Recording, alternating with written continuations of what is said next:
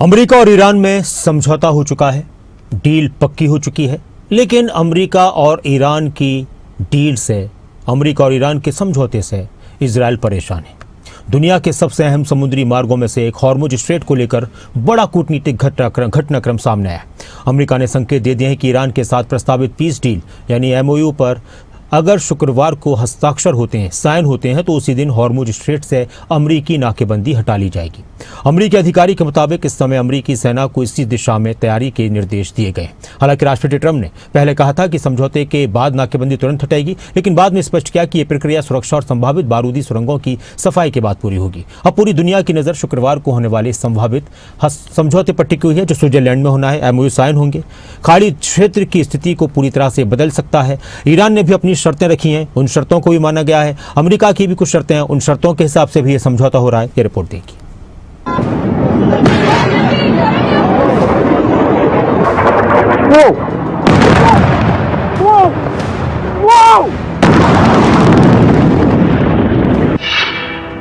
Hormuz पर शांति का रास्ता साफ। ईरान अमेरिका डील का काउंटडाउन।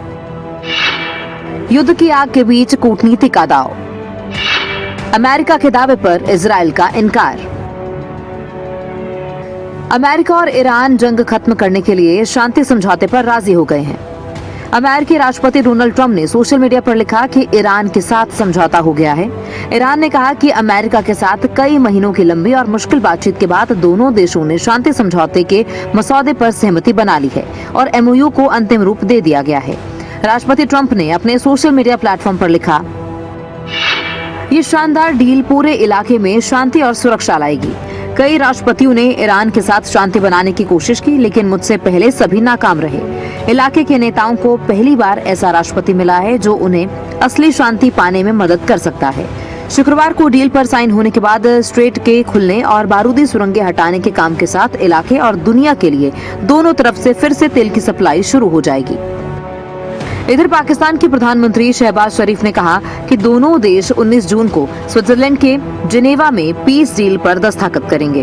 अगर ऐसा होता है तो 47 साल में तेहरान और वॉशिंगटन के बीच ये पहली हाई लेवल बैठक होगी। आइए अब आपको बताते हैं वो 14 पॉइंट्स जिन पर इन देशों के युद्ध विराम पर सहमति बनी है। ईरान, लेबनान और बाकी सभी मोर्चों पर युद्ध तुरंत बंद होगा। अमेरिका और इजराइल फिर कोई नया युद्ध शुरू नहीं करने की गारंटी देंगे। अमेरिका इजराइल की ओर से भी सुरक्षा गारंटी देगा। हॉर्मुज से अमेरिकी नौसैनिक नाकेबंदी हटाई जाएगी।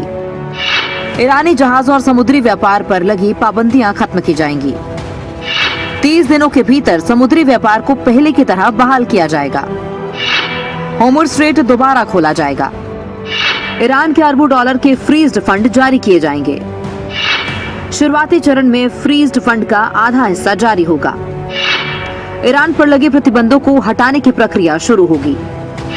अमेरिका प्राइमरी और सेकेंडरी दोनों तरह के प्रतिबंध हटाने पर बातचीत करेगा। अमेरिका 30 दिनों के भीतर ईरान के आसपास के इलाकों से सैन्य मौजूदगी कम करेगा। ईरान परमाणु हथियार नहीं बनाने की अपनी कमिटमेंट दोहराएगा। 60 दिनों की आखिरी बातचीत होगी, जिसमें परमाणु कार्यक्रम, प्रतिबंधों में राहत और युद्ध के बाद पुनर्निर्माण जैसे मुद्दों पर समझौते की कोशिश होगी। ईरान और अमेरिका के बीच युद्ध विराम को लेकर बनी सहमति के बीच मोदी का भी सोशल मीडिया पोस्ट सामने आया। पीएम मोदी ने अपने सोशल मीडिया प्लेटफॉर्म पर लिखा, मैं पश्चिम एशिया में संघर्ष को खत्म करने के लिए अमेरिका और ईरान के बीच बनी सहमति का स्वागत करता हूं। इस संघर्ष के कारण दुनिया भर में गंभीर आर्थिक उथल-पुथल हुई है और कई देशों में जान माल का नुकसान हुआ है। भारत को उम्मीद है कि इस सहमति को लागू करने से क्षेत्र में शांति और स्थिरता बहाल करने में मदद मिलेगी और आवाजाही और व्यापार की स्वतंत्रता सुनिश्चित होगी। हम उम्मीद करते हैं कि बाकी मुद्दों पर बातचीत से एक टिकाऊ और अंतिम समझौता हो सकेगा। एक तरफ जहां इजराइल, ईरान और अमेरिका में युद्ध विराम की बातें सामने आ रही हैं, तो वहीं इजराइल के राष्ट्रीय सुरक्षा मंत्री इस समझौते को मानने के लिए तैयार ही नहीं है। इजराइल के राष्ट्रीय सुरक्षा मंत्री इतमार बेन ग्विर ने अमेरिका ईरान पीस डील पर कड़ी नाराजगी जताई। उन्होंने कहा कि राष्ट्रपति डोनाल्ड ट्रंप का ये समझौता इजराइल पर लागू नहीं होता और इजराइल इसकी शर्तों का हिस्सा नहीं है।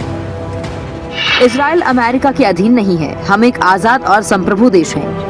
वो इस समझौते का पक्षकार नहीं है और ये देश की सुरक्षा की गारंटी नहीं देता। ईरान और अमेरिका के बीच बनी सहमति को लेकर इजराइल के रक्षा मंत्री इजराइल कॉट्स भी कड़े तेवर में नजर आए। उन्होंने कहा कि उनकी सेना दक्षिणी लेबनान से पीछे नहीं हटेगी। उन्होंने कहा कि लेबनान, सीरिया और गाजा में बनाए गए सुरक्षा क्षेत्रों में इजरायली सेना अनिश्चितकालीन तक तैनात रहेगी। प्रधानमंत्री बेंजामिन नेतन्याहू और उनकी सरकार की नीति स्पष्ट है। सेना इन इलाकों में बनी रहेगी ताकि इजराइल की सीमाओं और वहां रहने वाले लोगों को जिहादी गुटों से सुरक्षित रखा जा सके। इन सुरक्षा क्षेत्रों से स्थानीय निवासियों को हटाया जाएगा और जमीन के ऊपर और नीचे मौजूद सभी आतंकी ढांचों को नष्ट किया जाएगा।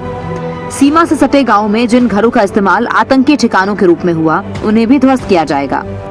वहीं अमेरिकी सेना को निर्देश मिला है कि अगर शुक्रवार को ईरान के साथ पीस डील पर साइन हो जाते हैं तो उसी दिन होर्मुज़ स्ट्रेट में जारी अमेरिकी नाकेबंदी हटा दी जाएगी। ये जानकारी एक अमेरिकी अधिकारी ने दी है। राष्ट्रपति ट्रंप ने रविवार को समझौते की घोषणा करते हुए कहा था कि वो ईरानी बंदरगाहों पर लगी अमेरिकी नौसैनिक नाकेबंदी को तुरंत हटाने की मंजूरी दे रहे हैं। हालांकि बाद में उन्होंने स्पष्ट किया कि होर्मुज़ स्ट्रेट शुक्रवार को समझौते पर हस्ताक्षर होने के बाद खोला जाएगा ताकि वहां मौजूद संभावित बारूदी सुरंगों को हटाया जा सके। अमेरिका ने ये नौसैनिक नाकेबंदी अप्रैल के मध्य में लगाई थी, जब युद्ध शुरू हुए करीब 6 सप्ताह बीत चुके थे। हालांकि अमेरिकी अधिकारी ने यह भी कहा कि फिलहाल यही योजना है, लेकिन शुक्रवार तक हालात बदल भी सकते हैं।